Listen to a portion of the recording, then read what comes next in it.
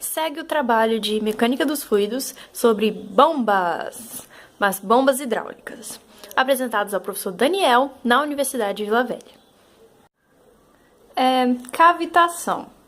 Como sabemos pelo teorema de Bernoulli, um fluido escoando ao ser acelerado tem uma redução de pressão para que sua energia mecânica se mantenha constante.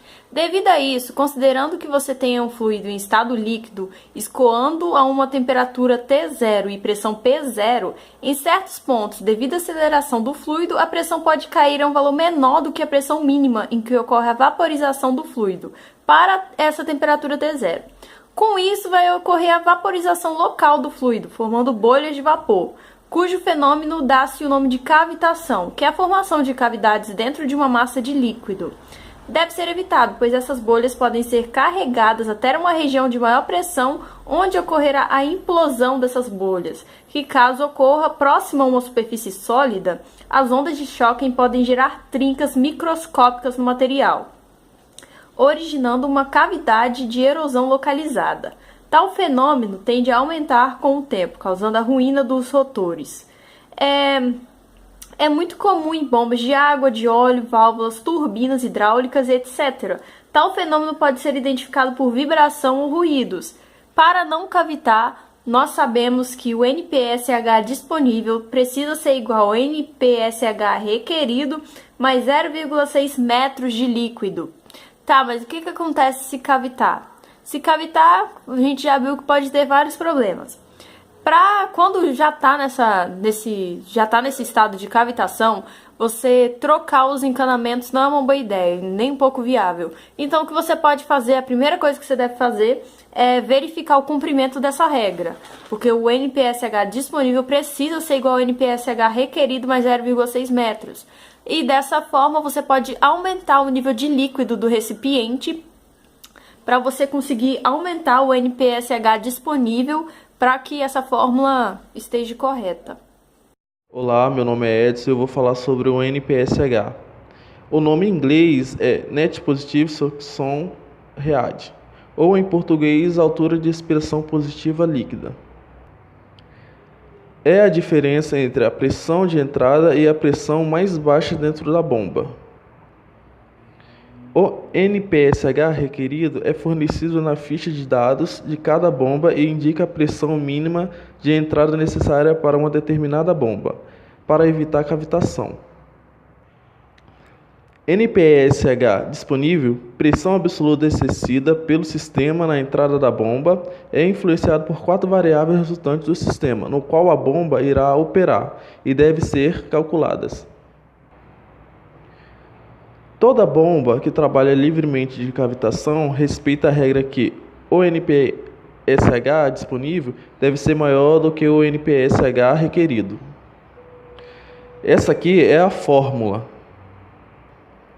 sendo que pressão absoluta é a pressão exercida pela coluna de líquido acima da linha da bomba, mais a pressão absoluta exercida sobre a superfície do líquido no tanque.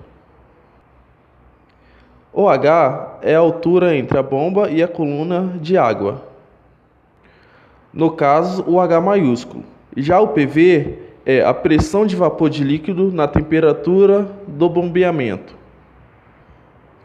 Já o H minúsculo significa a perda de cargas na linha de sucção. 6. Vamos calcular as perdas de carga nos 3 tubos. O primeiro é o tubo de cotovelo de 90 graus e 45 graus. Segundo, a placa orifício. Terceiro, o tubo de Venturi. Ok, perda de carga no tubo 1, que é o de joelhos, ou cotovelos, mas eu chamo de joelhos. Para as perdas de carga principais, que é calculada nos trechos retos, precisamos de um fator F, que é calculado pelo diagrama de Moody, que para a gente achar, a gente precisa do número de Reynolds e da rugosidade relativa. E das secundárias precisamos do K, que também é tabelado. Temos os dados do problema, que é um tubo de 1 polegada, sendo assim o diâmetro interno é 0,026 metros. A gente vai considerar uma temperatura de 20 graus. Então, a viscosidade cinemática, que é tabelado, ela nos dá um valor de 0,000001007, infinitos zeros, metros quadrados por segundo. esse Qzinho aqui, que é a vazão, a gente achou no experimento, na hora de calcular, que foi de 0,000861 metros cúbicos por segundo. A tubulação a gente vai considerar que é de plástico e novo.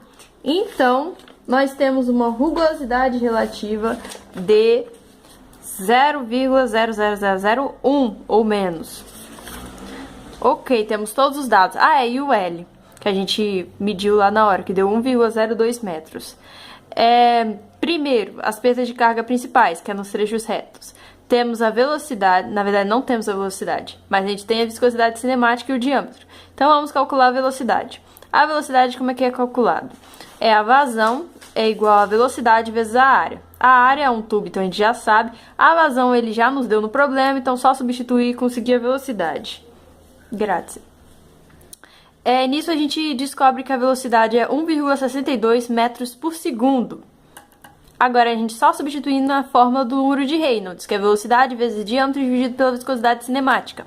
A gente descobre que o número de Reynolds é 4,18 vezes 10 elevado a 4. Ok.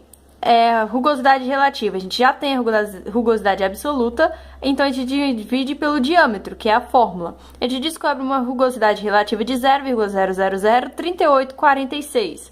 Aí então a gente vai lá no ábaco de Moody, que é essa gracinha aqui.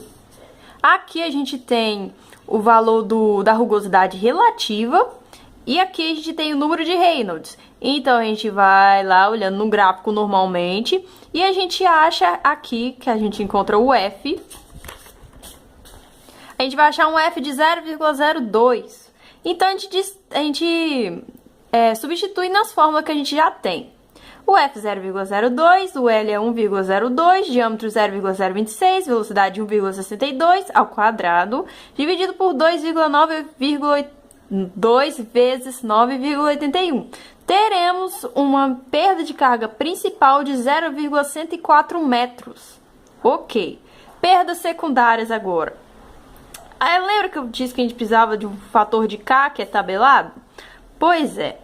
Temos 8 joelhos de 90 graus e 4 joelhos de 45 graus. Então, nós precisamos da tabela de K, que é essa daqui. Aqui, cotovelo de 90 graus é 0,9 e o de 45 graus 0,4. Temos 8 de 90 graus, então vai ser 8 vezes 0,9, que dá 7,2, e 4 de 45 graus, que vai ser 0,4 vezes 4, que é 1,6. A soma desses K's vai me dar um K de 8,8. Então, a gente substitui na fórmula. Temos o K, temos o V, a gravidade a gente já sabe, então a gente vai descobrir que a perda de carga secundária é de 1,17 metros. Tubo 2. Que é o nosso placa orifício.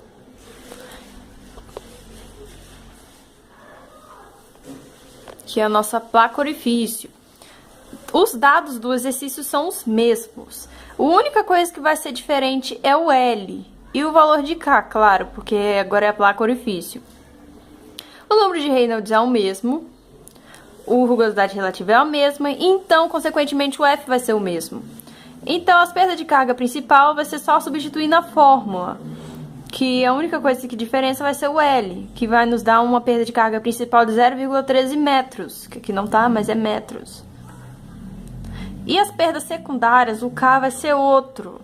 Na tabela de K que a gente tem, não temos a placa orifício. Pode ver aqui, gradual, bocais, aberta, vazão, taranã, taranã, taranã, taranã, taranã, taranã.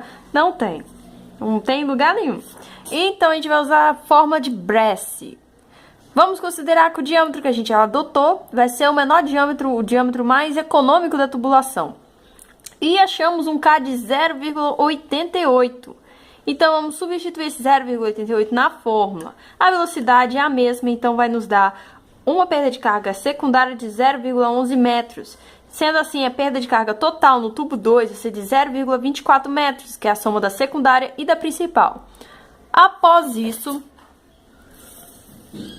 temos o tubo 3 de Venturi, que novamente os dados são os mesmos. O que vai mudar vai ser o L novamente. Então, as perdas de carga principal vai ser 0,02, que é o F, que a gente já calculou no tubo 1. A única coisa que vai mudar vai ser esse L aqui. E vai fórmula para frente. Vai nos dar uma perda de carga de 0,12 metros.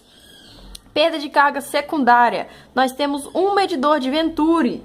Ok, medidor de Venturi. Tabela de K. O medidor de Venturi vale 2,50 o K. Então, vamos substituir na fórmula. 2,50 vezes 1,62 ao quadrado, dividido por 2 vezes 9,81.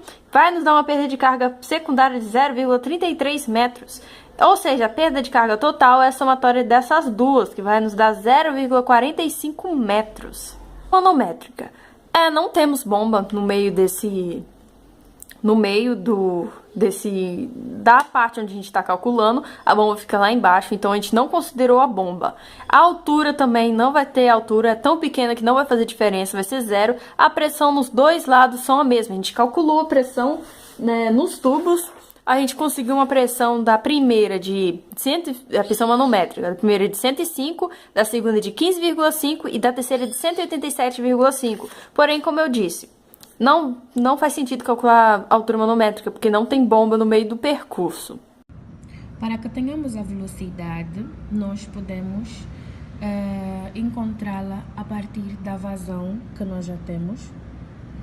Sabendo que vazão é igual a velocidade vezes a área, nós convertemos esta vazão, que está em metros cúbicos por hora, para metros cúbicos por segundo. Temos também o diâmetro, para que possamos substituir na fórmula da área. Então, vamos ter a seguinte expressão. E com isto, nós temos a nossa velocidade. Para calcular a viscosidade cinemática, nós temos aqui uma temperatura de 20 graus Celsius, onde podemos ver este valor numa tabela, onde se encontram os valores correspondentes à viscosidade cinemática de acordo à temperatura. A partir da tabela, obtivemos este valor. Assim, podemos calcular o nosso número de Reynolds, que será dado pelas expressões velocidade, diâmetro e viscosidade cinemática, das quais temos cada uma delas, viscosidade, diâmetro e viscosidade cinemática, e teremos este valor aqui do número de Reynolds. Para que serve o número de Reynolds? O número de Reynolds serve para que possamos achar o coeficiente de perda de carga, que é o nosso F. Para a obtenção do F, calculamos também a nossa rugosidade, que é dada pela seguinte expressão. E assim nós a temos com o seguinte valor.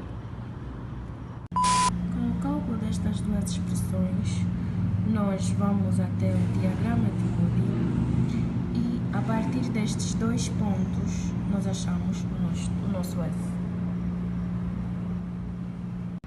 Para o cálculo da perda de carga na nossa sucção, nós haveremos de ter aqui este comprimento, haveremos de usar este comprimento e este comprimento, que são os nossos comprimentos existentes na sucção.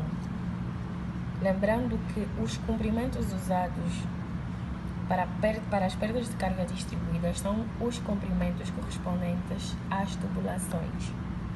Então, nós havemos de substituir aqui na nossa fórmula que os dois comprimentos nos quais eu me referi. De acordo com a fórmula, fazemos as substituições e teremos este valor aqui como perda de carga distribuída na sucção. Para a perda localizada, havemos de tirar os nossos joelhos ou curvas, como preferimos chamar. Curva, temos aqui uma curva na sucção. Vamos analisar se há outra curva na sucção. E não há, temos apenas uma curva aqui na sucção. E esta curva aqui tem o valor de 2,2, como podemos ver aqui.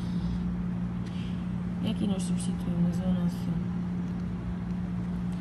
velocidade e assim nós temos aqui o valor da nossa perda de carga localizada. Depois de calcular as perdas de cargas principais e secundárias na sucção, agora a gente vai calcular o NPSH disponível. que é a pressão absoluta menos a pressão de vapor dividido pela gravidade específica menos o H, que é a altura entre a bomba e a coluna de água, menos o Hzinho, que são as perdas de carga, menos V ao quadrado, que é a velocidade, dividido por 2 vezes a gravidade. Já temos esse valor. A pressão de vapor, ela já foi calculada. Ela já é tabelada. Então, a gente só pega na tabela, dependendo da temperatura, e coloca aqui, substitui. Já a pressão de vapor, ele deu a nossa pressão atmosférica, que foi de 101,35 kPa, e a gente subtraiu da pressão interna do reservatório 1, que ele nos deu, que foi menos 2,66 kPa.